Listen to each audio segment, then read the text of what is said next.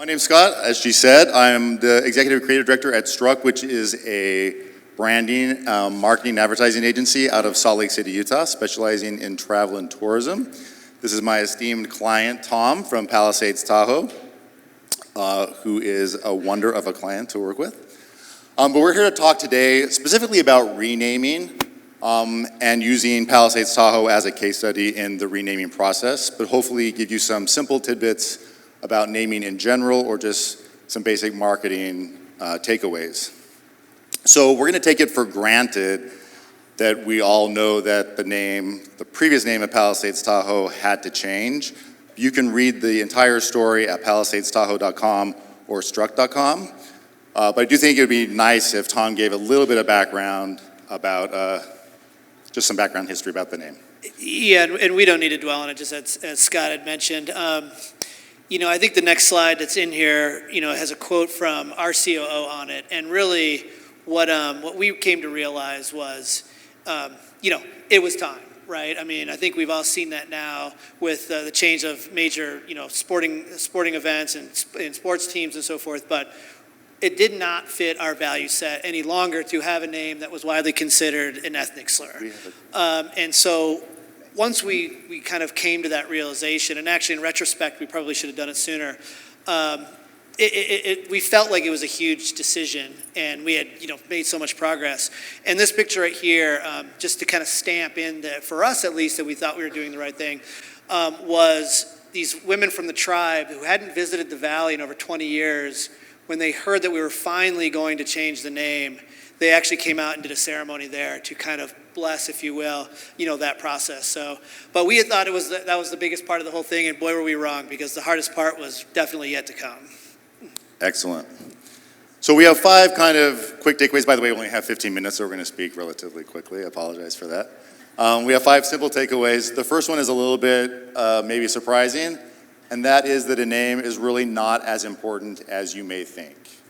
After all, in 1976, I doubt there was a single person besides Steve Jobs who thought the name Apple Computers was a terrific name for a computer company, but look at that brand today. So a name certainly matters. It especially matters if it negatively affects an entire population. In this case, it did. But the name matters less than your brand story, and especially what your brand stands for. After all, the Washington Commanders, they still play football. Pearl Milling Company still makes delicious food. So you can take a little bit of pressure off yourselves when going through a renaming, that ultimately the name matters, but maybe not as much as you thought. The next takeaway is you can't please everyone, but you can certainly make sure that all of your diverse groups get heard. I'd love Tom to talk a little bit more about this case as far as Palisades Tahoe, because we had a very complex problem to solve.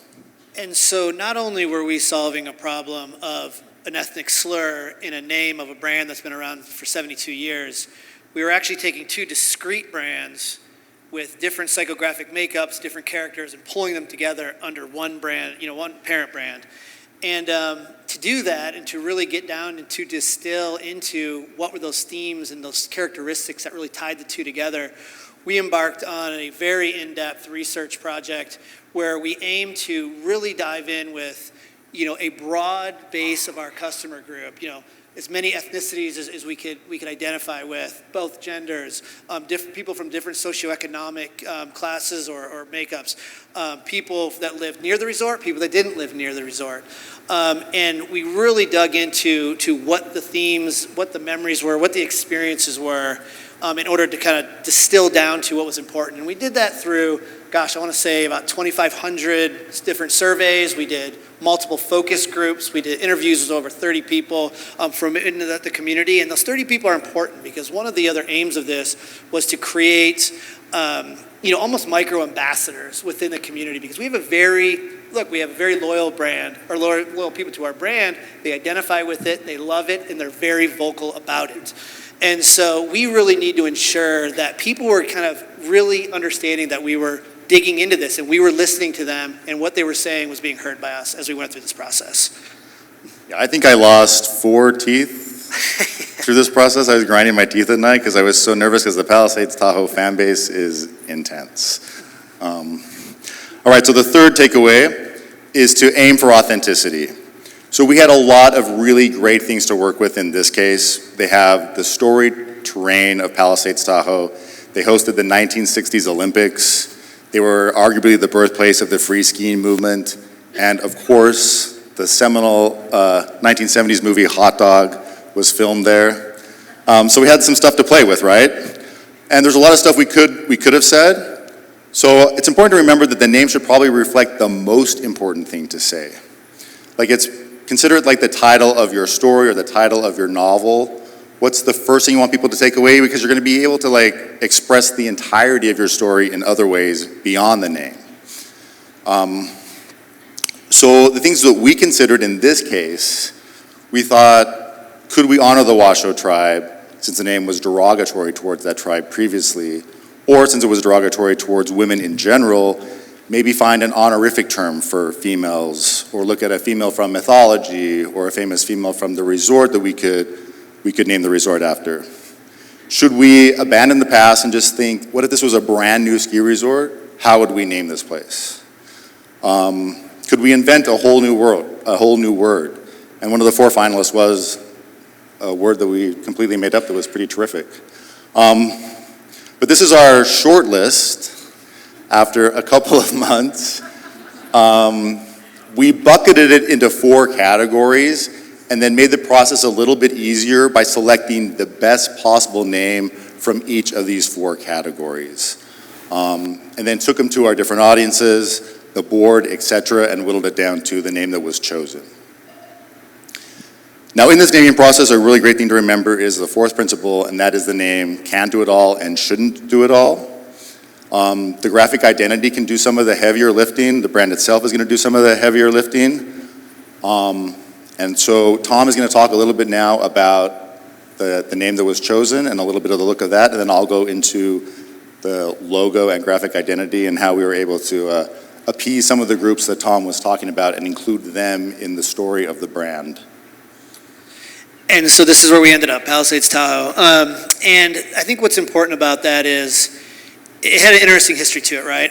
One, before the name that we changed, which I'm not going to use it in this audience or ever for that matter, the founder of the resort actually wanted to call the resort Palisades. And the reason behind that is there's a huge, beautiful, huge cliff mountain that's just, when you drive up the valley, it's the first thing that you see. And it's amazing, right? It strikes you with awe, and it's unbelievable. Luckily for us, the second resort that we had talked about actually had another area within the resort that the local community really loved to ski, and it was part of kind of where you went to when you got there and skied, also called the Palisades. So right there, that connection was perfect in that it did a couple of things. It linked the 2 resorts like we needed to do, and it effectively honored the past, right? The 1960s Olympics, when they were there, the men's downhill started right beneath that. So it really checked the box for us on how do you honor all of this history that had come before we got there. But we needed kind of that forward look too.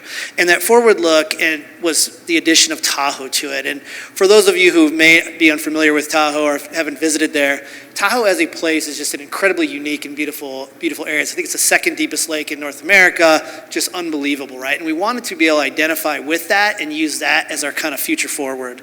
And then with that, as we're continuing to tie these 2 resorts together under this one umbrella brand, you can notice on there the 2 A's, right? One on top and one on the bottom, representing the 2 different mountains that we ultimately put together and pulled underneath here. Nice. So yeah, the name reflects a bit of the past and also propels the resort forward. Because in naming, it's probably more important to remember the kind of place you want to become, the kind of brand you want to remain. With Palisades Tahoe in their case, they are the embodiment of a California ski resort. They still believe the skiing should be fun. And so we took the typography from that era of the 70s where skiing was less corporate and combined that with and set it in a more modern way. So again, the typography is a piece of the past and a piece of the future, just like the name. And then the logo. The logo is really where we were able to include a lot of people and a lot of stories. And it's a really simple mark, but it has a lot of meaning. First and foremost, you notice an eagle, which is key because the Washoe tribe believes the eagle is the conduit between humanity and the heavens. And so the scale of the eagle overlooking those two mountains kind of honors the Washoe tribe in a spiritual way. There's also a sculpture on the mountain currently of an eagle that pays homage to Shane McConkey, who was the founder of the free skiing movement at Palisades Tahoe. So the eagle is an important story historically for him as well. Now the top of the eagle mimics the ridgeline. The Palisades is relatively flat and then drops off into some of the most terrifying terrain in skiing. So that reflects that idea. And then the whole thing is shaped like a wave to link us to California surfing culture, where it's just pretty laid back and progressive. And then the white area is a number of things. It's the two mountains, formerly Alpine Meadows, and then Palisades Peak. And then they could also be seen as eagle feathers or the waves of Lake Tahoe. So a lot of stories in a really simple mark. And maybe one thing to add to that is I think this is really the mark that brought along the local community and made them, not made them, but they realized that we really did get their identity within this resort, and they saw it here, and it really helped with this as we rolled it out. Yeah, the rollout was surprisingly, we were prepared for some negative comments, but there was surprisingly little, so people embraced this pretty quickly. All right, the fifth and final principle is, even if you forget everything else of what we said today, the one thing to remember in naming and anything else marketing related is to differentiate yourself from your core competitive set, carve out a unique place for yourself. And I'll just demonstrate that with the 4 properties I've been honored to work on at Struck Ski Properties. Our first campaign for Palisades Tahoe was able to tell a little bit more of the story. We went with where skis are made. And that is because we had this idea that there are people who ski and then there are skiers. And Palisades is the place for skiers. It's a bold statement, but it's a bold resort, and they can back that up because more Olympic athletes have come out of Palisades Tahoe than any other resort in this country. Contrast that with the work we did for Deer Valley, which is about skiing, sure, but it's also about the full experience, the food, the lodging, the pampering. Hopefully people don't get hit every time like Gwyneth Paltrow. But in that case, it was, a perfectly crafted ski experience. For Snowbird, we took negative reviews, actual negative reviews, like in this case, this guy, Greg from California, said it was too difficult. And we used those reviews as a way of showing this is exactly the type of skier we want to come here, someone who wants that difficult terrain. And then skiing is barely even mentioned in the Sundance ski ad. You can see a pair of skis there leaning up against the truck. But Sundance is this rough-hewn, shabby chic place where it's all about the feeling that you get there. It's one of the more unique resorts in the country. And so that's the ski ad for Sundance. And then differentiation is important in non-ski properties as well. Here's our work for Scottsdale, Monterey, and the state of Utah. For Scottsdale, we want to embrace the fact that it's the desert. The desert's hot. The desert's wild, so we doubled down and explained in just what ways the desert is hot and the desert is wild. And then Monterey is sitting on this bed of riches, right? They have Pebble Beach, Big Sur, Carmel by the Sea, Carmel Valley, all within 30 miles of each other. We wanted to just let people know that these 4 prominent brands coexisted in one place in Monterey County. These are not just a coastal drive, it's Big Sur. It's the coastal drive in this country. It's not just Pebble Beach, it's hallowed ground for golfers. And then finally for the state of Utah, we kind of took our 5 national parks, packaged them together, branded it, gave it a name, the Mighty 5, and suggested that people could come have a once-in-a-lifetime bucket list experience and see all of our Mighty 5 parks in one magical trip. So we have 9 seconds left for questions. Thank you so much for your time, everybody. Thank you.